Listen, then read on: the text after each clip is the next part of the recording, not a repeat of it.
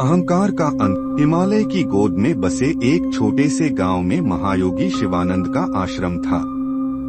वे एक सिद्ध पुरुष थे जिनकी साधना की गूंज दूर दूर तक थी। लोग उन्हें देखने आते, उनके प्रवचनों से प्रेरणा लेते और जीवन के सत्य को समझने का प्रयास करते। लेकिन शिवानंद किसी की प्रशंसा या निंदा से परे बस अपने ध्यान और सेवा में लीन रहते। एक दिन एक प्रसिद्ध विद्वान आचार्य रघुनाथ आश्रम में आए। वे शास्त्रों के महान ज्ञानी थे, लेकिन अपने ज्ञान के कारण उनमें अहंकार आ गया था। उन्होंने संत शिवानंद से कहा, गुरुदेव, मैंने वेदों, उपनिषदों और भगवत गीता का गहन अध्ययन किया है। आप तो केवल ध्यान और साधना में लीन रहते हैं। क्या आपको लगता है कि केवल ध्यान से ज्ञान प्राप्त हो सकता है?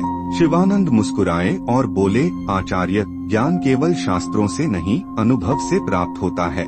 रघुनाथ को यह सुनकर क्रोध आ गया।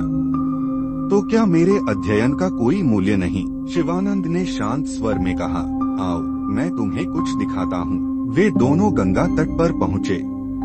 शिवानंद ने एक पात्र में जल भरा और उसमें थोड़ा सा नमक डाला। फिर उन्होंने आचार्य से कहा, इस जल का स्वाद लो। रघुनाथ ने जल चखा और कहा, यह खारा है। अब शिवानंद ने उसी नदी में थोड़ा नमक डाला और कहा, अब इस जल का स्वाद लो। आचार्य ने जल पिया और बोले, यह तो बिल्कुल मीठा है। तब शिवानंद बोले, ज्ञान भी ऐसा ही होता है।